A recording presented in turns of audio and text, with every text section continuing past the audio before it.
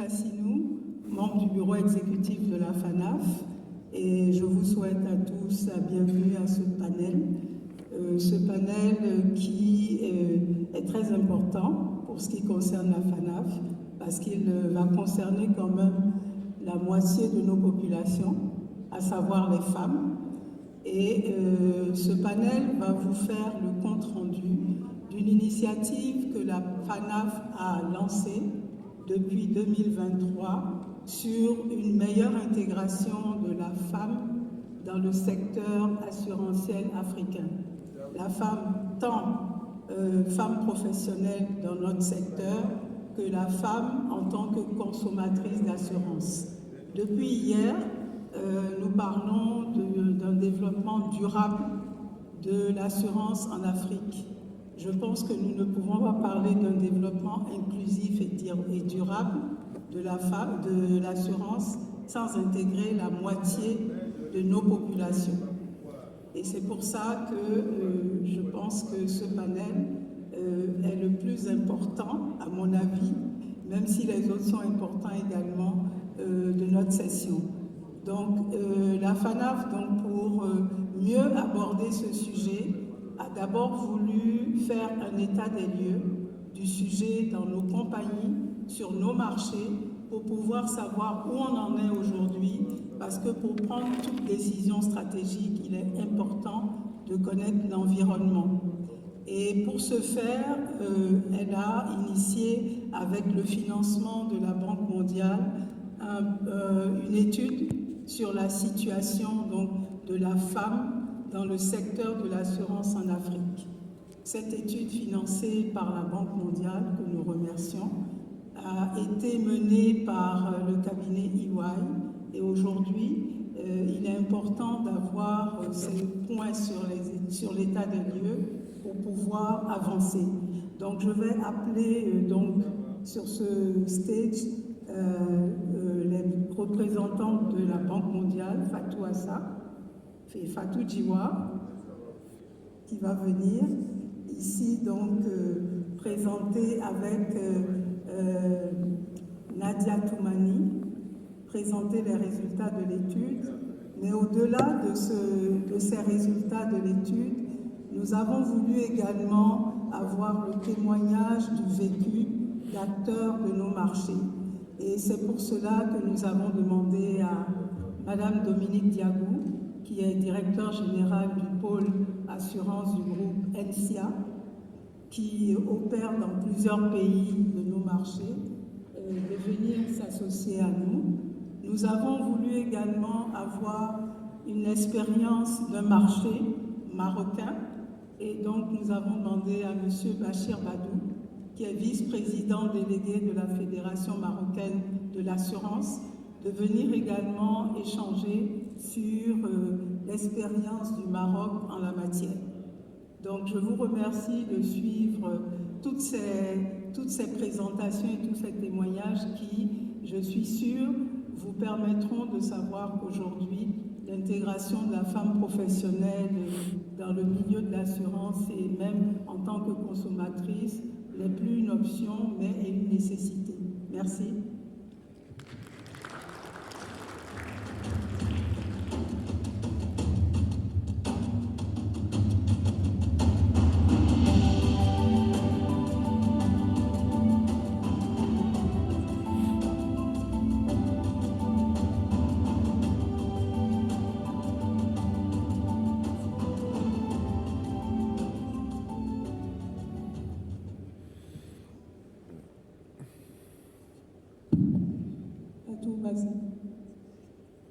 Merci beaucoup.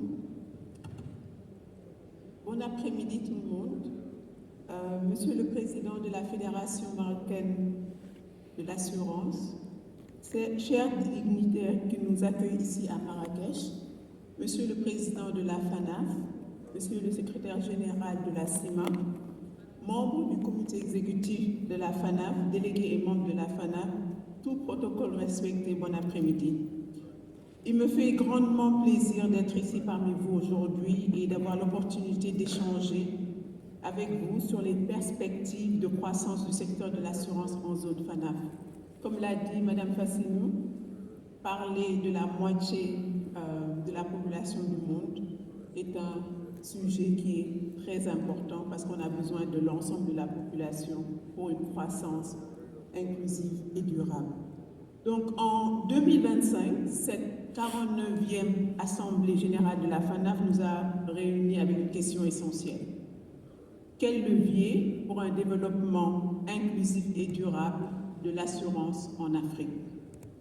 Ce cadre est vraiment pour nous une occasion idéale. Idéale parce que nous avons l'honneur de partager les conclusions de l'étude de marché qui a été initiée lors des discussions en février 2003 en RDC sur le sujet. Et depuis, la Société financière internationale, IFC, et l'exécutif de la FANAF ont collaboré pour établir un diagnostic du rôle des femmes dans le secteur de l'assurance. Et à cet effet, nous avons mandaté EY Tunis pour réaliser les travaux de terrain et dans un instant, Madame Touhemi, associée à EY, nous partagera les principaux enseignements de cette étude. Et partant de là, nous pourrons aussi parler des recommandations. Mais avant cela, prenons un instant d'abord pour revisiter l'argumentaire. Pourquoi faisons-nous cela? Quel est le business case du rôle stratégique des femmes, à la fois comme clientes, mais aussi comme leaders dans notre industrie? Et c'est très important, s'il faut retenir quelque chose aujourd'hui ici, c'est que nous avons un cercle vertueux, nous avons une approche holistique, et quand on parle de la femme, on parle de la femme en tant que cliente, mais aussi la femme en tant que staff, en tant que personne, en tant que leader des sociétés d'assurance.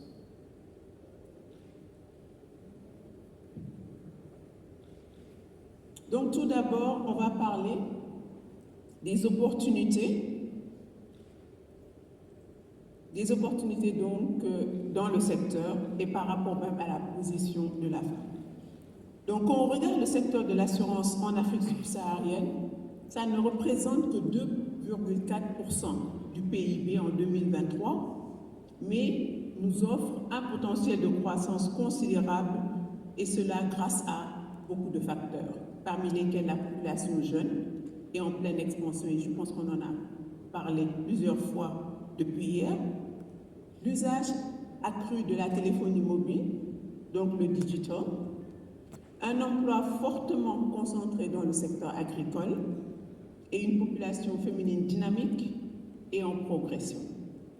Donc avec une dynamique démographique, technologique et une économie favorable, l'Afrique subsaharienne constitue un marché promoteur pour le développement de l'assurance prometteur, donc notamment à travers la numéralisation, l'inclusion, ce que nous avons vu à travers nos recherches. Et vous allez remarquer que tout état, tout chiffre qu'on va donner aujourd'hui, c'est basé sur des études qu'on a eu à faire.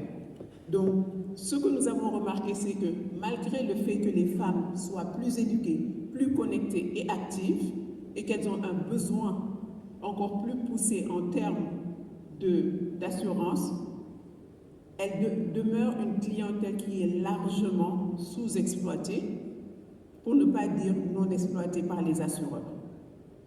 Nous avons fait un rapport qui s'appelle She for Shield, et ce que nous avons vu, c'est que le potentiel de croissance du marché de l'assurance des femmes dans les pays en développement est estimé entre 569 et 874 milliards de dollars. Les besoins des femmes et les aspirations des femmes restent largement sous-estimés dans la conception même des produits d'assurance, ou devrais-je dire solutions d'assurance. Traditionnellement, ce qu'on voit, c'est que l'industrie de l'assurance a été construite autour d'un prisme masculin où les produits et services sont souvent développés en fonction des profils économiques et des risques les plus couramment associés aux hommes. L'absence de prise en compte dans le domaine des produits, l'absence de prise en compte des femmes dans le développement des produits d'assurance n'est pas seulement une question d'inclusivité, mais aussi une opportunité commerciale manquée. Donc, en adaptant les offres et les stratégies pour répondre aux besoins réels des femmes, les assureurs peuvent à la fois améliorer leur rentabilité et contribuer à une meilleure inclusion financière et économique des femmes. Donc, nous avons un programme d'assurance au niveau de IFC, le programme d'assurance pour les femmes, où nous accompagnons les assureurs dans la compréhension des besoins spécifiques des femmes, dépendant donc des différents pays, besoins spécifiques des femmes, mais la femme dans les différents segments, parce que la femme ne constitue pas juste un seul noyau, il faudrait regarder les différents segments auxquels elle fait partie. Et partant de là, nous aidons à développer des stratégies ainsi que des produits, des solutions à chaque étape de leur vie. Et rappelez-vous bien, chaque étape de leur vie, parce que les besoins sont différents suivant l'étape à laquelle elles sont. Donc en Afrique, on a eu quand même à collaborer avec un certain nombre d'assureurs, comme Activa au Ghana, au Cameroun, Lidway en Côte d'Ivoire, AXA Mansa au Nigeria, EPIE au Kenya. Nous avons eu aussi à collaborer avec un certain nombre de compagnies en Asie. Et depuis 2 ans, nous travaillons aussi avec la FANAF pour inclure le volet femmes, professionnels et leaders du secteur. Et dans cette approche duale, nous créons un cercle vertueux. Et qu'est-ce que cela veut dire? Comme je l'ai dit au début, nous regardons la femme en tant que cliente, mais la femme aussi en tant que leader, en tant que staff, en tant que personnel des compagnies d'assurance. Et ici, nous voyons que les opportunités majeures que représentent les femmes en tant que clientes et professionnelles sont quand même notables. Donc, la femme en tant que cliente représente un marché à fort potentiel. On a parlé des chiffres qu'on a pu projeter dans notre rapport Chiffre Shield. Et nous voyons aussi qu'un tiers, donc 33% des entreprises dans le monde sont contrôlées par des femmes. Aussi, lorsqu'elles ont un accès équitable aux services financiers et aux assurances, elles renforcent la résilience économique de leur entreprise et de leur famille, créant ainsi une demande accrue pour les produits adaptés à leurs besoins. Cependant, ce qu'on a vu dans les études qu'on a eu à faire, c'est que les offres des assureurs sont peu adaptées ou sous-représentent leurs besoins. Et donc, ça freine leur accès même à l'assurance. Aussi, les femmes en tant que professionnelles et leaders ont un impact mesurable sur la performance, comme démontré par plusieurs études. Lorsqu'elles occupent une place significative dans les entreprises, notamment dans les postes de direction, les performances financières s'améliorent de manière significative. Les entreprises où la parité est mieux respectée enregistrent une rentabilité additionnelle de 32%. L'impact sur le retour sur fonds propres, donc ROI, est impressionnant, avec une croissance additionnelle de 3 à 4 points. En somme, investir dans l'inclusion des femmes, tant en tant que cliente qu'en tant que force visible du secteur, est une stratégie gagnante pour la rentabilité et la croissance du marché de l'assurance. Et maintenant, je vais passer la parole à Madame Nedia Touhemi pour partager avec nous l'état des lieux de la situation de la femme dans le secteur de l'assurance en zone FANAF. Merci.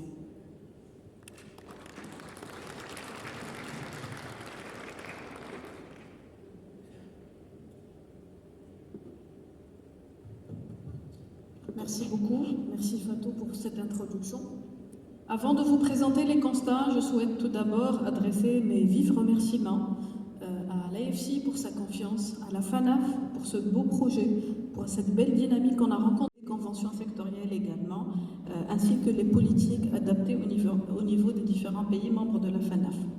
Et finalement, le niveau le plus spécifique, au niveau micro, c'est-à-dire au niveau des compagnies d'assurance essentiellement, nous avons réalisé un sondage auprès des top management et des DRH des compagnies d'assurance afin d'analyser ou de comprendre, de s'enquérir autour des politiques genre et des pratiques RH en lien avec l'inclusion des femmes. Nous avons également examiné les données RH des compagnies d'assurance des pays membres de la FANAF qu'on a pu collecter dans le cadre de notre analyse. On a eu le plaisir d'animer des groupes de discussion avec les collaborateurs de compagnies d'assurance et nous nous sommes entretenus avec les directeurs généraux au cadre des compagnies d'assurance. Alors avec un peu plus de détails, nous avons réalisé des visites terrain au niveau de pays de la zone CIMA. Nous avons eu un réel plaisir à visiter le Sénégal, la Côte d'Ivoire et le Cameroun. Et nous avons également eu du plaisir à rencontrer virtuellement des dirigeants et des employés des compagnies d'assurance du Gabon, du Bénin et du Burkina Faso. Je souhaite saisir l'occasion pour les remercier pour la qualité de leur accueil par ailleurs. Donc, nous avons réalisé 32 entretiens, donc, avec majoritairement des directeurs généraux, des représentants des directions générales, presque égalitairement hommes-femmes, 57% hommes et 43% femmes. Et nous avons animé 8 groupes de discussion qui étaient très dynamiques, avec une énergie très positive, beaucoup de transparence et de confiance dans ces groupes, qui ont permis de réunir 129 collaborateurs de compagnies d'assurance, collaborateurs et collaboratrices bien évidemment. Donc nous avons mené une enquête en ligne auprès des compagnies d'assurance de la zone FANAF comme défini précédemment. Nous avons pu collecter 42 réponses, donc un taux de réponse environ de 20%. Sur ces 42 réponses, 38 sont relatives à des compagnies issues de pays membres de la zone CIMA. Et pour la collecte de données, nous avons reçu 26 informations autour des données RH, soit 13% de taux de réponse, dont 21 réponses qui ont été reçues. Alors, qu'est-ce que nous ressortent ces informations, ces données examinées? Donc d'abord, la représentativité féminine au niveau des directions générales. Nous sommes à un taux environ 15% dans les pays membres de la FANAF et 14% pour la zone CIMA. Je spécifie ici qu'à l'échelle mondiale, le secteur de l'assurance prévoit 15 à 20% de taux de représentativité féminine au niveau des directions générales. Je voudrais dire ici, nous sommes quelque part au niveau plancher. On a une marge de progression qui n'est pas, on n'est pas très loin de se situer à la moyenne mondiale et j'espère qu'on pourra relever aussi bien la moyenne mondiale mais aussi la moyenne africaine dans ce sens. La femme représente 45% des effectifs des compagnies d'assurance dans la zone FANAF. Un constat important aussi, la tendance au recrutement sur les 3 dernières années elle est beaucoup plus favorable à la femme. Donc les compagnies sondées ont déclaré avoir recruté plus de femmes que d'hommes durant les 3 dernières années. Et ici on fait le lien avec la croissance de la diplomation de la femme, du taux de diplomation de la femme dans les pays de nos zones, de notre région. Donc le lien est quasiment direct avec ce constat. La femme représente aussi 50% de la force de vente. Donc on sait très bien que la femme, toutes les analyses psychosociales dressent un constat direct sur le rôle ou la confiance que peut dégager la femme et son niveau d'influence sur les décisions familiales, sur les décisions d'achat, sur les décisions de consommation.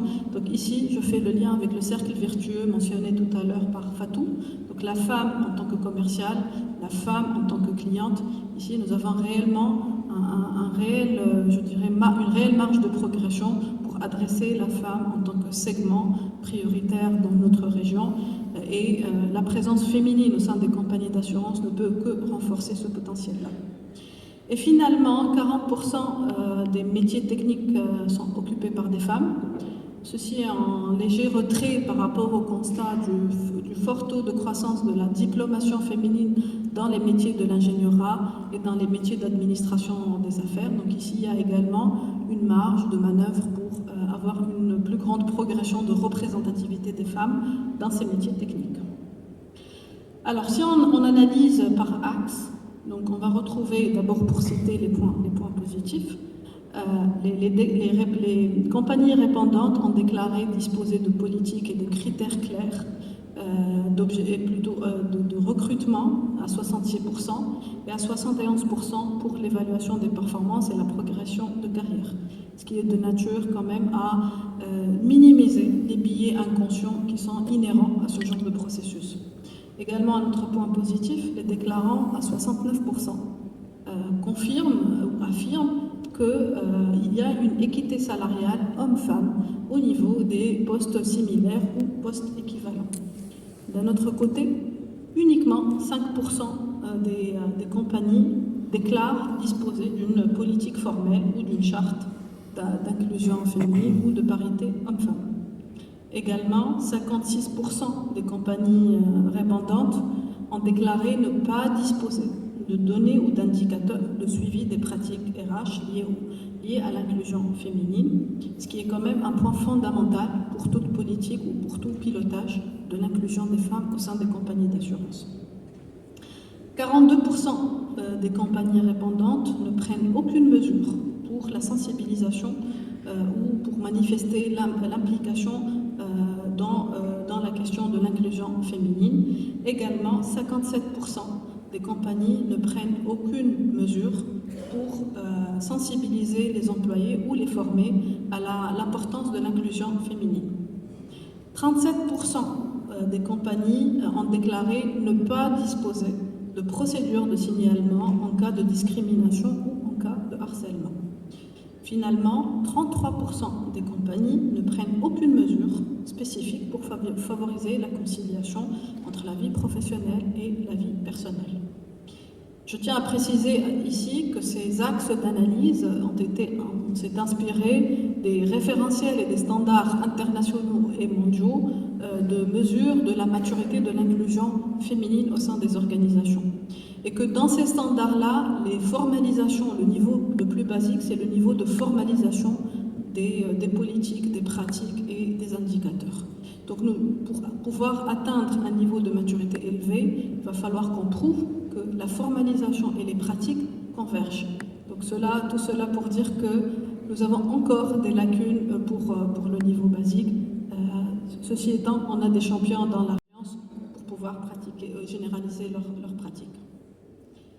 Finalement, si on prend une vue un peu plus de haut pour comprendre un peu pourquoi on en arrive à cette situation-là, donc on remarque qu'il y a une quasi-absence de mécanismes et de cadres d'appui à l'échelle nationale pour garantir l'application des dispositions réglementaires et la traduction des orientations stratégiques en actions concrètes pour promouvoir la représentativité de la femme dans le secteur. Nous avons également constaté une faible adhésion des femmes au métier de l'assurance, donc et aux filiales spécialisées dans ce domaine, essentiellement liées à l'enseignement supérieur, notamment au sein de l'IIA. Durant notre étude, on a compris l'importance de cette institution comme vecteur de transmission ou de compétences dans le métier de l'assurance dans la zone ciment. Nous avons également noté une adhésion modérée à la question du genre qui se reflète dans la culture, la politique et les pratiques RH d'une majorité des compagnies. On a noté également que les cadres réglementaires nationaux présentent encore certaines lacunes dans les dispositions d'égalité ou d'inclusion des femmes, notamment dans la protection de la femme sur le lieu de travail ou pour assurer l'égalité de la rémunération. Pour donner également quelques chiffres, sur les 27 pays membres de la FANAF, uniquement 17 ont prévu de manière explicite l'égalité d'accès aux opportunités de travail. Finalement, last but not least, je dirais, les environnements socioculturels de notre région, donc qui prônent encore le rôle traditionnel de la femme, tant en tant que mère qu'en tant que femme au foyer, ce qui a pour effet de ralentir son ascension au sein de l'entreprise et son accès à des postes de responsabilité. C'est un point qu'on a beaucoup touché dans les entretiens directs et dans les analyses qualitatives que nous avons eu à faire. Comme vous pouvez le constater dans les différents axes que nous traitons, il y a une forte interconnexion entre les différents axes d'analyse, depuis l'environnement socioculturel, le niveau macroéconomique, le niveau microéconomique, mais également au niveau du secteur. Cette interconnexion-là nous amène à la conclusion que l'action doit être vraiment homogène au niveau de ces différents axes pour pouvoir atteindre l'impact souhaité. Et je laisse la parole à Fatou qui va nous expliciter de manière plus précise comment nous allons y procéder. Merci.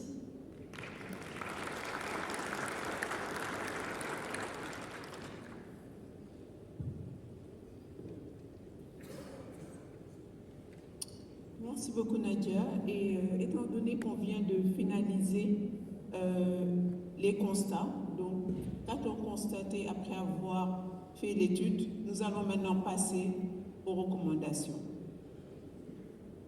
Nous savons tous que pour pouvoir développer le secteur de l'assurance, on a besoin de plusieurs acteurs. Et la collaboration étroite entre ces acteurs est essentielle pour stimuler la croissance, renforcer la résilience économique et assurer un développement inclusif et durable du secteur. Ce que nous avons fait, nous avons mis les recommandations par type d'intervenants. Tout d'abord, nous avons un classement des actions à 2 niveaux. Nous allons voir le niveau macro-méso, c'est-à-dire couvrant les régulateurs, législateurs, associations, et ensuite, nous allons voir les compagnies d'assurance, donc le niveau micro. Donc tout d'abord, le niveau macro.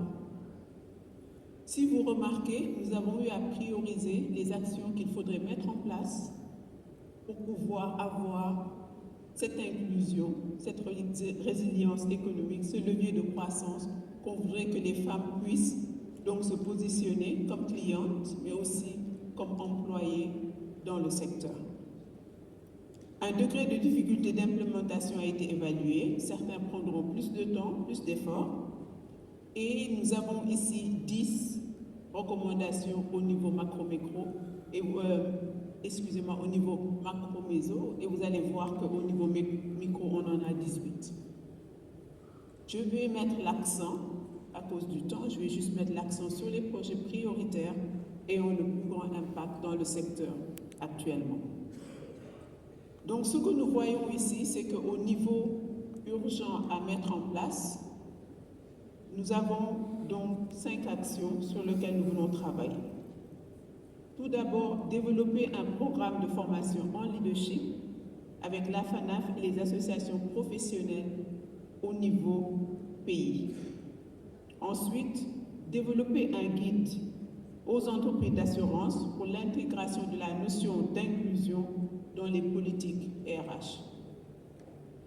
Ici, il s'agira vraiment d'avoir un guide pratique destiné aux compagnies d'assurance qui intègrent donc les politiques RH, offrant des solutions concrètes et de bonnes pratiques à chaque étape clé des ressources humaines. Donc, du recrutement, rémunération, formation, évolution de carrière, conditions de travail, etc. Ensuite, nous allons regarder le cadre réglementaire du secteur. Et c'est là où il serait important de ventiler les données. Et vous allez me demander pourquoi c'est important. C'est le début de toute chose. Il est important de comprendre les dynamiques du marché, pouvoir identifier les écarts de couverture et les segments non servis ou sous-desservis, éclairer les politiques sectorielles, baser les décisions sur des faits concrets. Ce qui ne se mesure pas ne se gère pas. Sans mesure claire, il est difficile d'améliorer, d'optimiser ou même d'évaluer l'impact. Donc il nous faut un baseline. Et quand on parle de baseline, il s'agirait tout d'abord de pouvoir avoir ces différentes valeurs. Et comme l'a dit Nadia, on est allé, on a eu à rencontrer des compagnies. Il serait important qu'au fur et à mesure qu'on avance et dans les assemblées à venir, qu'on ait plus de données dans le secteur. Données donc, comme je l'ai dit tout à l'heure, ventilation des employés, mais aussi à venir, et peut-être un peu plus difficile, ventilation aussi du portefeuille. Mieux on comprend son portefeuille, mieux on peut avoir une stratégie, on sait où il y a des gaps et on peut les combler.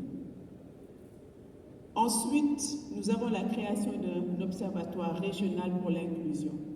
Et pour pouvoir avoir un observatoire, il faut des données. Et je viens juste de parler de la ventilation des données. Donc, on pourrait avoir un tableau de bord qui pourrait nous montrer où on en est aujourd'hui et comment le secteur évolue par rapport même à l'obtention de ces données-là. Ensuite, organisation des formations de sensibilisation au genre, parce qu'il est important de comprendre les besoins, les aspirations des femmes. Et comme je l'ai dit tout à l'heure, actuellement, les produits qu'on voit sur les marchés sont des produits qui ont été conçus sans pour autant prendre en compte le besoin de la femme, qu'il faudrait reconnaître qui est différent des besoins des hommes. Même si parfois, c'est une toute petite différence, ça change quand même de pouvoir avoir un produit qui est adapté, que la femme voudra acheter parce que ça répond à ses besoins. Donc des produits adaptés aux besoins, des produits adaptés à ses aspirations qui lui permettront donc de pouvoir se développer.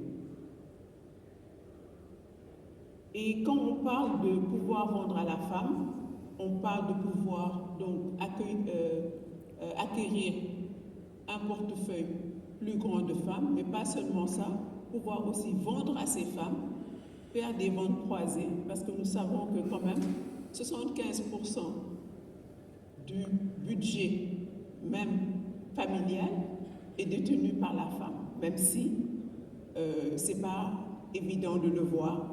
Nous savons que c'est quand même un chiffre très important et pouvoir vendre à la femme veut dire qu'il y a plus de possibilités de faire des ventes croisées et vendre à d'autres membres de la famille et pouvoir aussi amener ce portefeuille familial au niveau même de l'entreprise. Et pas seulement ça, fidéliser. Quand elle est contente, elle reste. Et elle ramène beaucoup plus de clients. Et ce serait important donc que cette loyauté puisse être servie. Pour ce qui est du moyen et long terme, je ne vais pas entrer en détail, mais plutôt passer rapidement au niveau des 6 projets prioritaires à mener par les compagnies d'assurance. Donc ici, nous voyons ce qui est au niveau micro. Et là, on va commencer par l'engagement du management. Rien ne peut se faire au niveau micro si, au début, on n'a pas l'engagement du management, ce que nous dirons, que nous appellerons de zone. Donc, pouvoir mobiliser les dirigeants pour instaurer une culture inclusive. Et ceci, c'est crucial parce qu'il faut un alignement stratégique. Donc, l'inclusion doit être portée par le top management parce que ça devient une priorité stratégique et c'est intégré dans les décisions d'affaires de la compagnie. Pas seulement ça, il y a un effet d'entraînement qu'on veut voir. C'est-à-dire que, ayant l'implication active des dirigeants, ça incite au niveau hiérarchique à s'engager, favorisant une adoption plus rapide des initiatives d'inclusion. Et enfin, légitimité et crédibilité. Quand ça vient d'en haut, on écoute, on essaie de comprendre et on met aussi en œuvre. Donc, lorsque le leadership valorise ces principes, cela renforce la confiance des employés et des partenaires et encourage les talents féminins à aspirer à des postes de responsabilité parce qu'elles sont encouragées. Nous allons aussi regarder le système de mentorat et de sponsorship, encourager cela, encourager le parrainage, favoriser le développement de compétences, le réseautage et l'accès aux opportunités, mettre en place un programme de cooptation parce qu'il est important, très très important, d'avoir des champions genre hommes. Quand on parle d'inclusivité, de genre, ce n'est pas une affaire de femmes, c'est une affaire de travailler ensemble pour un développement durable. Il nous faut des champions hommes au niveau du management pour pouvoir avoir cet effet d'entraînement, cette légitimité et crédibilité dont on a besoin pour pouvoir avancer. Donc, on se rappelle que quand on dit genre, c'est inclusion, ce n'est pas une affaire de femmes. La formation au management inclusif est très importante. Donc, nous comptons développer un programme de formation dédié aux cadres, pas seulement femmes, cadres hommes et femmes, pour comprendre plus ce que c'est que l'inclusivité et comment pouvoir promouvoir un meilleur environnement de travail. et aussi développer des compétences, gérer les talents et bien sûr, comme je l'ai dit tout à l'heure, il faut mesurer. Et c'est-à-dire pouvoir mettre en place des indicateurs de performance et les suivre de manière régulière. Donc, mettre en place ces indicateurs, suivre les progrès et pouvoir plus tard, bien sûr, partager ces données-là au niveau de l'observatoire qu'on voudrait donc mettre en place. Donc, en conclusion, nous sommes confiantes que, en mobilisant les différents acteurs de l'écosystème, nous pouvons grandement contribuer à la croissance économique donc, du secteur. Maintenant, j'aimerais passer la parole à Madame Fassinou et aux leaders des compagnies d'assurance et de la Fédération pour leur témoignage. Merci à tous. Merci. Merci Fatou. Je voudrais déjà préciser que cette étude, donc, qui est importante, sera diffusée au niveau de toutes les sociétés membres pour qu'elles puissent se l'approprier. Mais au-delà de ça, vous avez constaté que cette étude est en deux parties. Il y a le constat, qui est ce qu'il est et que vous avez entendu, et il y a surtout les recommandations. Et c'est ça qui nous importe le plus, c'est de dire qu'au-delà du constat, il s'agit aujourd'hui de tirer des leçons de ce qui est constaté et qu'ensemble, chacun au niveau où il peut intervenir, Fatou a parlé du régulateur, a parlé des compagnies, a parlé des États, que chacun à ce niveau-là puisse s'approprier les actions qui sont nécessaires pour faire évoluer cette situation. On a tous compris que l'amélioration de l'intégration de la femme dans notre profession et dans nos stratégies commerciales ne peut qu'aller pour un développement inclusif et durable. Et ça, je pense qu'on n'a plus à le démontrer. Au-delà maintenant de l'étude qui a été faite, il nous a importé de pouvoir apporter le témoignage d'acteurs de nos marchés, et non des moindres, sur déjà les expériences qu'ils ont sur le sujet. Alors je vais demander à Dominique Diagou, qui est donc directrice du pôle assurance du groupe NCA, de nous partager le vécu du groupe NCA sur le sujet. Merci Fatou. Merci Evelyne, merci Aman, merci Nadia. Alors, au niveau du groupe NCA, nous croyons fermement que la performance ne peut se réaliser que dans un environnement inclusif et équitable. Et nous sommes convaincus que chaque collaborateur, femme ou homme, doit pouvoir évoluer et réussir grâce à son talent et son engagement, sans discrimination aucune. C'est pourquoi nous avons initié depuis 2019 un certain nombre de réflexions qui nous ont permis de confirmer notre engagement en faveur de l'égalité par l'adoption en 2021 de notre politique du genre et de notre charte genre. Donc à fin 2024. Pour à peu près 3000 employés, nous notons que les femmes représentent 45% des objectifs globaux, donc en ligne avec les indicateurs que vous avez indiqués tout à l'heure, suite à votre étude. Avec des taux équilibrés parmi les agents de maîtrise à 49% et les cadres à 41%. Au niveau de la gouvernance, on a voulu faire la séparation. 19% des directeurs généraux, 25% des administrateurs et 29% des présidents de conseils d'administration sont des femmes au sein du groupe NCA. Ces chiffres donc témoignent de notre volonté d'intégrer davantage de femmes aux postes de décision et de leadership. Donc nos engagements ne s'arrêtent pas aux chiffres. Nous avons mis en place des actions concrètes pour garantir une égalité des chances réelles et durables. Et en voici quelques-unes. Il s'agit notamment de processus de recrutement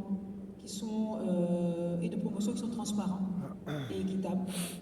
Une politique active de lutte contre la discrimination et les inégalités salariales afin de garantir une équité totale dans l'évolution professionnelle.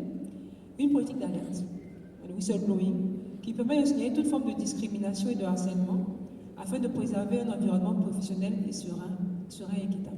Et avec des sensibilisations fréquentes pour rappeler l'existence de ce dispositif-là.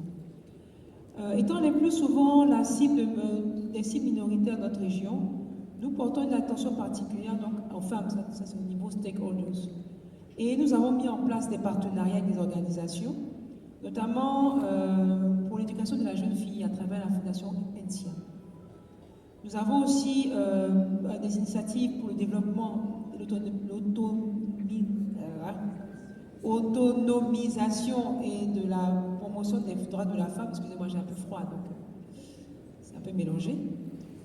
Et nous avons aussi organisé des panels au cours des Journées internationales des femmes le 8 mars dans toutes les filiales qui nous permettent d'échanger sur les défis et opportunités liées à l'inclusion et au leadership féminin. Et un exemple concret au niveau de NCA Bank Bénin, qui s'appelle le Cercle des femmes de NCA Bank Bénin, qui a un espace dédié au mentorat, au développement personnel et à l'accompagnement des talents féminins. Donc voici ce qui a été fait à date à fin 2024. Donc, pour 2025 et suivant, donc dans le cadre de notre plan stratégique qui a été mis en place, nous avons des objectifs genre. Donc l'objectif, c'est d'atteindre un niveau global de représentation de la femme de 50% dans l'effectif à minima. Je dis bien à minima, si on peut aller plus loin, on ira. Dont 55% d'agents de maîtrise et 45% de cadres, 25% de directeurs généraux et 30% d'administrateurs, 35% dans le conseil d'administration de femmes. Et nous avons aussi envisagé la certification du genre du label Blamo. Donc voici un peu rapidement ramassé au sein du groupe NCA nos différentes initiatives et c'est quelque chose que nous poursuivons et que nous voulons vraiment voir se développer dans l'ensemble des finales. Je vous remercie. Je pense qu'on ne peut qu'applaudir ce qu'on a entendu. Hein, au-delà des chiffres qu'on a entendus dans l'étude, on voit que le groupe est déjà au-dessus de ces chiffres-là et qu'en plus, il ne s'arrête pas en bon chemin puisque les choses iront en s'améliorant. C'est vrai que certaines de nos compagnies ne sont pas encore à ce stade, mais c'est bon de savoir que même dans le même environnement où d'autres compagnies fonctionnent, on arrive à faire ce qu'on a entendu et ça ne peut qu'encourager à se dire que la situation ne peut que s'améliorer sur l'ensemble de nos marchés. Merci Dominique pour ce témoignage et je vais sans plus tarder passer la parole à Bachir Badou qui, donc, comme je disais tout à l'heure, est lui-même directeur de compagnie sur le marché marocain, la CAT, et est vice-président délégué de la Fédération marocaine de l'assurance, pour nous partager une expérience à la fois de directeur de compagnie et même du marché marocain. Merci Bachir. Écoutez, je vous remercie pour cette invitation, je remercie la FANAF, je remercie AFC d'avoir pensé à m'inviter. Je pense que vous ne m'auriez pas invité en termes d'approche genre, vous n'auriez pas été meilleur que les hommes, parce que je suis le seul homme entre 5 panélistes, c'est juste pour la boutade, mais je suis très content d'être au milieu de ce beau panel pour pouvoir partager notre expérience. Vous avez vu lors de la cérémonie d'ouverture, notre ministre des Finances est une femme et on en est très fiers de voir que dans notre pays, en Afrique, dans le monde arabe, la femme occupe des postes extrêmement importants et dans le secteur financier, la présidente de l'autorité de marché des capitaux est également une femme. Mais on ne va pas se voiler la face. La femme et les hommes ont encore beaucoup de chemin à faire sur l'approche genre dans notre secteur. Honnêtement, quand on regarde le secteur marocain de l'assurance, on constate qu'on a au niveau des entreprises d'assurance et de réassurance 2 femmes qui sont CEO. Et les 2 femmes vont bientôt devenir une seule femme puisque la CEO de AXA, Mme Chami, que vous connaissez, passe la main et dès le 1er mars, c'est un homme qui va prendre sa place à la tête d'AXA. On a Wafa Amriwah qui est CEO de la SCR, notre réassureur national dont nous sommes fiers, grand acteur de la réassurance africaine et même au-delà. Et donc malheureusement à la tête des entreprises d'assurance, il n'y a que des hommes, je dirais, au niveau des présidents donc, et de patrons de compagnies d'assurance. On a encore beaucoup d'efforts à faire. Ceci dit, quand on prend nos entreprises d'assurance, on constate, et je reviendrai à l'entreprise que je dirige, que de manière générale, on a à peu près un effectif qui est 50% hommes, 50% femmes. Parfois, la proportion femmes dépasse la proportion hommes, mais lorsqu'on va monter dans l'organisation, on le verra, je témoignerai aussi sur l'entreprise que je dirige, on verra que dans les postes de responsabilité les plus élevés, très souvent, on va trouver plus d'hommes que de femmes. Alors, il y a un grand nombre d'entreprises d'assurance au Maroc qui sont certifiées RSE, donc en responsabilité sociale et environnementale. La certification RSE impose notamment une approche genre assez dynamique.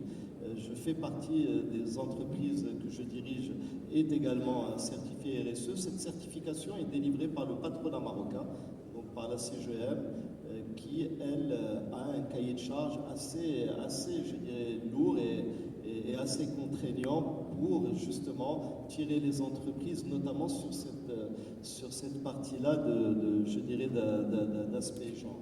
Alors maintenant, si je prends l'exemple de mon entreprise, et je reviendrai sur le marché marocain de l'assurance, l'entreprise que je dirige compte exactement 12 directeurs. Alors dans les directeurs, je mets les directeurs, les sous-directeurs, les directeurs adjoints.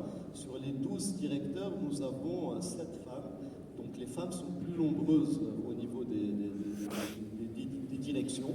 Des directions importantes d'ailleurs, si je pense à la direction d'indemnisation matérielle, c'est une dame, l'indemnisation corporelle, c'est une dame, le contrôle interne, c'est une dame, la communication et le marketing, elle est dans la salle, c'est une dame, la conformité, c'est une dame. Donc les dames sont très bien représentées au niveau des directeurs.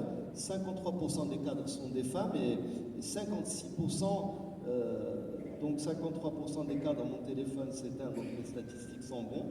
Donc disons 53% des cadres sont des dames. Il y a encore des efforts à faire pour tirer la femme, même dans l'entreprise que je dirige, à des niveaux plus élevés. En tout cas, je suis un fervent défenseur. Je pense que les cadres de l'entreprise qui sont ici présents savent à quel point je suis défenseur de donner aux femmes leur chance. Alors bien entendu, à compétences égales, il faut préférer une dame à un homme, mais on est bien entendu à compétences égales. On ne va pas promouvoir des femmes pour faire joli. Il faut que les femmes, et il y en a, et elles sont nombreuses, elles sont au moins aussi nombreuses que les hommes, capables d'occuper des fonctions importantes et de responsabilité. Maintenant, encore une fois, la direction générale, par exemple le CEO de la boîte, et ça, je m'en réjouis, c'est un homme parce que c'est moi. Et je ne m'en réjouis que parce que c'est moi. Et j'espère qu'après moi, pourquoi pas qu'une dame puisse occuper cette fonction. Alors si je reviens au secteur de l'assurance sur un autre volet, nous sommes actuellement avec notre autorité de contrôle des assurances et de la prévoyance sociale dans une démarche, pas plus tard qu'il y a une semaine ou une dizaine de jours, une réunion importante a eu lieu, sur une initiative qui est portée par A2I, que vous connaissez tous. Alors cette initiative vise à aller regarder le secteur de l'assurance et faire un peu le travail que vous avez fait, mais exclusivement à l'assurance et à la couverture et à l'inclusion des femmes dans l'assurance. Donc on est dans cette démarche-là parce qu'on estime que les femmes ont des besoins par rapport aux hommes. Par exemple, les besoins, une femme qui divorce peut se retrouver dans une situation de précarité, elle a besoin de filet de sécurité. Une femme qui perd son mari et qui est une femme au foyer a des enfants à charge, il faut un filet de sécurité. En termes de protection juridique, elle est souvent faible face à la justice, face à des hommes qui vont avoir parfois, je dirais, à juger de manière un peu en faveur des hommes. Donc on est en train de réfléchir à comment mieux inclure la femme, et donc avant de l'inclure, et c'est ce que vous avez dit, c'est une analyse des produits, des besoins, et de voir comment l'adresser. Alors actuellement, où est-ce que nous en sommes dans cette initiative avec l'autorité de contrôle des assurances et de la prévention sociale? Il y a un questionnaire qui est administré aux entreprises d'assurance. Donc le questionnaire a été distribué à l'ensemble des entreprises d'assurance avec un deadline pour un retour. L'idée, c'est de faire exactement ce que vous avez fait, c'est de mesurer dans la population assurée quelle est la proportion de femmes, quelles sont les primes d'assurance et la masse des primes d'assurance qui sont payées, et essayer de regarder comment mieux adresser les besoins de la femme en matière d'assurance. C'est une initiative qui est nouvelle, honnêtement. À chaque fois qu'on a parlé d'approche genre, on n'a jamais pensé à ce côté-là de couverture et de protection. On a toujours pensé approche genre, comment faire en sorte à ce que les femmes aient une place dans l'organisation et dans les postes de direction et dans les fonctions importantes, comment les porter à un niveau supérieur. Et on a trouvé que cette démarche, effectivement, elle était extrêmement intéressante, on y souscrit tout à fait, et nous allons accompagner notre autorité dans une démarche qui probablement intégrera un côté un peu contraignant. Il faut un minimum, je dirais, de contraintes pour faire en sorte à ce qu'on puisse aller vers les objectifs que vous avez cités tout à l'heure. Et puis nous, on est très ouvert au niveau de la Fédération des assurances à recevoir soit le consultant, soit, je dirais, l'équipe de la FANAF qui a travaillé là-dessus, ne serait-ce qu'une visio, pour pouvoir échanger, s'inspirer, parce que honnêtement, le travail que vous avez fait est très inspirant. Madame, bravo, les chiffres que vous avez cités, on a beaucoup à apprendre honnêtement de l'approche de votre groupe. On en est très très loin. Je ne pense pas qu'il y ait beaucoup de groupes d'assurance au Maroc qui affichent des taux aussi élevés au niveau, je dirais, conseil d'administration, direction générale. Et franchement, je pense qu'on peut l'applaudir et applaudir le travail que vous avez fait. Merci beaucoup, Monsieur Badou, pour votre témoignage. Je voulais juste, avant de passer la parole à l'assistance pour les questions, dire qu'effectivement, il y a un élément dont vous avez parlé tout à l'heure et que Nadia également a soulevé, c'est vraiment l'absence de données qui a quand même fait défaut pour avoir une étude vraiment pertinente. Comme elle a dit, il y a un questionnaire qui a été administré à toutes les sociétés membres de la FANAP. On a eu un retour relativement faible. Heureusement qu'il y a eu des missions terrain qui ont permis de compléter l'analyse, mais on s'est rendu compte justement au moment de cette étude qu'effectivement, une des actions concrètes qui pourrait nous permettre d'avoir des données, parce que qui dit action dit mesure, comme disait Fatou, c'est que cet élément-là soit intégré dans des reportings qui ne sont pas aujourd'hui obligatoires. Et c'est là où on fait un clin d'œil à notre régulateur pour pouvoir travailler avec lui également sur comment intégrer ces informations-là sur des reportings qui pourraient nous permettre et permettre aux sociétés également de voir comment évolue tant au niveau de leur société qu'au niveau de leur marché, au niveau même de la zone FANAF, le sujet.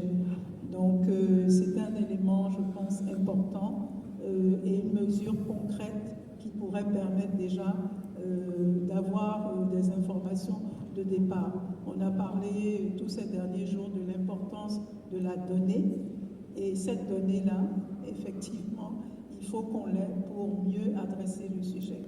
Donc, sans plus tarder, je vais vous passer la parole pour ceux qui veulent l'apprendre en matière de questions ou d'échanges ou d'apports. Donc, la parole est à l'assistance.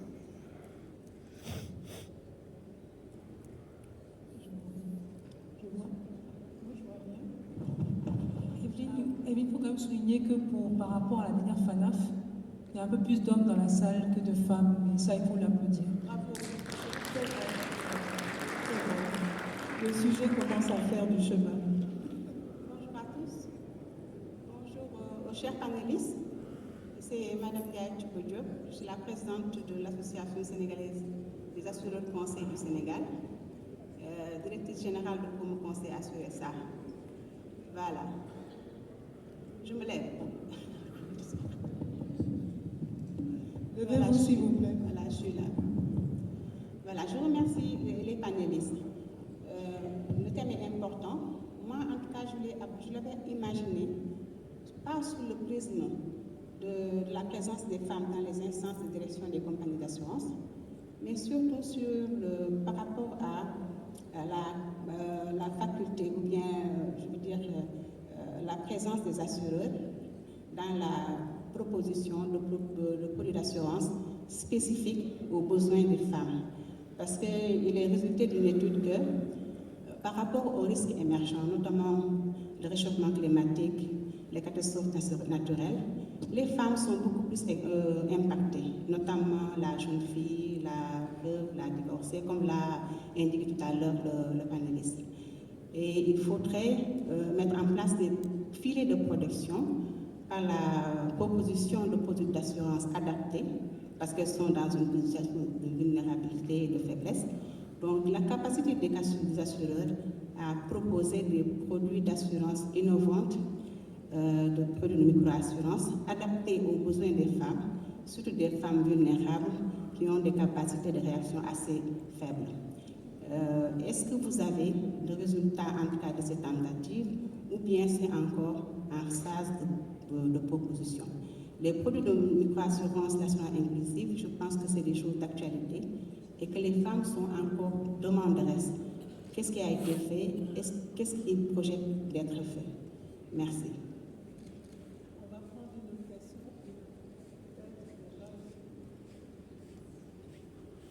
Une autre question? Merci beaucoup. Déjà, félicitations à la FANAF qui prévoit des actions de transformation du genre dans le secteur. J'ai aussi constaté qu'il y a une stratégie genre qui existe avec des actions spécifiques pour les femmes au niveau du recrutement, de la promotion, du leadership des femmes. Félicitations encore pour ça. Mais ma question, c'est au-delà de la dimension genre, est-ce qu'il y a des projets d'inclusion, surtout inclure les personnes vivant avec un handicap ou les minorités du fait de leur religion ou de leur appartenance? Merci beaucoup. On prend une dernière question et avant d'ouvrir un autre groupe de questions. Il y en a d'autres? Ok, tu peux commencer à répondre à la première question. Merci beaucoup. Et merci Madame pour la question. Comme vous voyez au niveau de la présentation qu'on a eu à faire, au niveau même macro et méso, l'idée est de pouvoir avoir un laboratoire qui pourra aider à développer des solutions adaptées aux besoins des femmes. Donc vous avez parlé du changement climatique. Il y a aussi d'autres problèmes auxquels les femmes font face. Et donc l'idée est de pouvoir au niveau de ce laboratoire-là faire des études encore plus poussées dans les différents pays, parce qu'il est important aussi de noter que chaque pays a sa réalité. Le produit d'assurance d'une femme au niveau comme par exemple du Ghana va être un peu différent de celui du Cameroun parce que le contexte est différent. Il peut être le même, mais il peut aussi être différent. Donc il faudrait noter qu'il faudrait qu'on soit très spécifique à ce qui va être développé, mais dans un premier temps, tout doit être basé sur des données. Et l'un des actions, des recommandations qu'on a par rapport même à ce volet macro-méso, c'est de pouvoir avoir un laboratoire qui va aider à développer ce genre de produits. Maintenant, depuis 2015, on a eu à travailler, comme je l'ai dit tout à l'heure, avec 9 à 10 assureurs pour développer des produits basés sur les besoins des femmes. Que ce soit en Afrique, en Asie, c'est des produits qu'on a pu développer. Ça prend du temps et c'est ça, il est très important aussi de noter ça. Ça prend du temps parce que c'est un développement de solutions. Comme je l'ai dit tout à l'heure, nous préférons utiliser le mot solution plutôt que produit. C'est le développement de solutions basées sur les besoins des femmes. On utilise une approche basée sur l'humain, ce qu'on appelle le HCD, et c'est aller vers ces femmes-là. D'abord, savoir quels sont les différents segments de femmes qu'on a dans le marché, quels sont les segments que l'assureur veut se projeter, donc veut vraiment cibler, et basé sur ça, développer des solutions qui sont les solutions qui sont adaptées à ces segments-là et pouvoir les lancer. C'est un exercice qui prend du temps. Il faut aller, avoir les données, faire des prototypes, aller sur le terrain, les tester, revenir et faire les réglages nécessaires. Et surtout, très important, ce n'est pas une solution qu'on lance et qu'on laisse.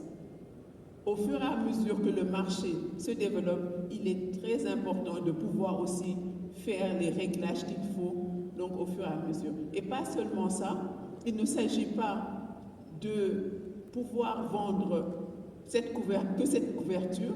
Ça s'appelle solution parce que c'est holistique. C'est holistique dans le sens où on a une couverture, mais ça vient aussi avec d'autres éléments qui ont de l'importance pour la femme, que ce soit la formation, que ce soit le mentorat, que ce soit le réseautage. On a quand même un certain nombre de solutions qui sont très bien vendues dans les différents pays dans lesquels nous avons eu à travailler, et on pourra partager avec vous les études de cas. On en a une dizaine qu'on a eu donc à développer par rapport même au circuit qu'on prend pour ce développement-là. Et aussi, on a un guide et ce serait avec plaisir qu'on partagerait ça avec vous. Quelles sont les différentes étapes pour mieux comprendre le besoin des femmes, les aspirations des femmes et développer des solutions qui sont adaptées à leurs besoins. Maintenant, par rapport à la deuxième question de l'inclusion, le genre de personnes handicapées, quand on parle il y a d'autres donc de race, de religion, ce sont des éléments qui sont très importants aussi à prendre en compte. Donc, quand on parle d'inclusion, aujourd'hui on parle du genre, mais il est important dans ces formations et dans les guides qu'on va faire, les politiques HR, de prendre ça en compte. Parce que l'inclusivité est un sujet beaucoup plus vaste que le genre, donc le genre ne couvre qu'une seule partie. Et comme vous avez si bien cité, tous ces points-là doivent pouvoir être dedans, dans ces politiques de ressources humaines. Et donc, comme je l'ai dit tout à l'heure, l'idée c'est de pouvoir développer, partager les meilleures pratiques par rapport à ce qu'on a vu dans le monde et pouvoir mettre ça à votre disposition pour que ça puisse aider à revoir ce que vous avez au sein même des différentes entreprises. Merci. Merci. Je crois que le temps nous imparti arrive à sa fin. Je voulais juste dire qu'effectivement, il y a d'autres sujets à adresser si on veut vraiment une inclusivité totale, mais il faut commencer par étape. Vous avez noté que le sujet du genre est apparu pour la première fois dans les débats de la FANAF depuis 2023. Nous allons avoir 50 ans l'année prochaine quand même, donc il était temps d'en parler. Et ça veut dire que ça ne fait que commencer. Et il faudra déjà qu'on avance avec tout ce qu'on a constaté, qu'on avance sur le sujet. Et puis, on ne perd pas de vue qu'il y a d'autres éléments également pour arriver vraiment à une assurance inclusive. Donc, sans plus tarder, je vais demander à Monsieur le Président de la FANAF de venir nous rejoindre pour, je dirais, un appel à l'action, parce que au-delà des constats, je crois qu'aujourd'hui, c'est l'action qui prime. Et c'est ce qu'on attend de nous, FANAF, et ce que nous attendons de vous, acteurs des marchés. C'est agir, c'est s'engager ensemble pour faire évoluer et améliorer la situation, puisqu'on sait qu'aujourd'hui, il y va également de la croissance et de la rentabilité du secteur. Merci. Monsieur le Président, vous avez la parole.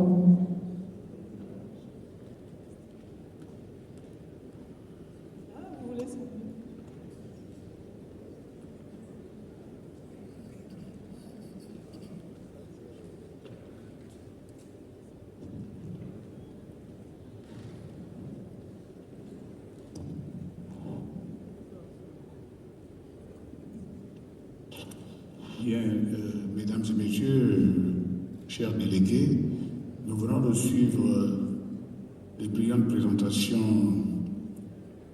de ces dames et du seul monsieur qui a, comme il a dit. C'est Madame Fassini vous a rappelé qu'en 2023, le bureau de la FANAF a initié le projet Approche Genre. Et une étude a été lancée avec des partenaires que je citerai tout à l'heure. Et aujourd'hui, nous avons assisté à la restitution de cette étude. Il était important, on est besoin de faire un état des lieux et de nous-mêmes de nous approprier cette question avec des informations mises à jour qui nous permettent de nous projeter en termes de connaissance de la problématique. Donc aujourd'hui, après ce compte rendu, je pense qu'on a tous, je dirais, pris la bonne information et nous sommes maintenant quand même de rebondir. Donc l'heure ne doit plus être au discours ni à la réflexion. Nous allons passer à la seconde étape, c'est d'implémenter et de déployer cette action, ces milliers d'actions nécessaires dans nos différents marchés, dans nos différentes entreprises. L'heure est donc l'heure à l'action. Je l'ai déjà dit une fois l'année dernière, au cours de nos études avant la restitution d'aujourd'hui, mais je le répète cette fois-ci avec beaucoup de solennité pour que les États, la FANAF elle-même, les États, les associations et tous les acteurs membres de la FANAF déploient, je dirais, cette action au sein de leur environnement.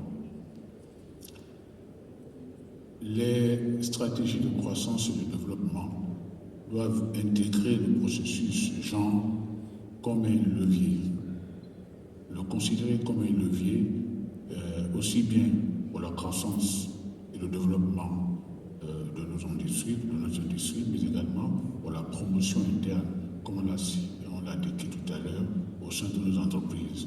Vous avez eu des statistiques sur les performances des dames, c'est des statistiques qui sont réelles. Donc on peut en profiter là où chacun de nous est.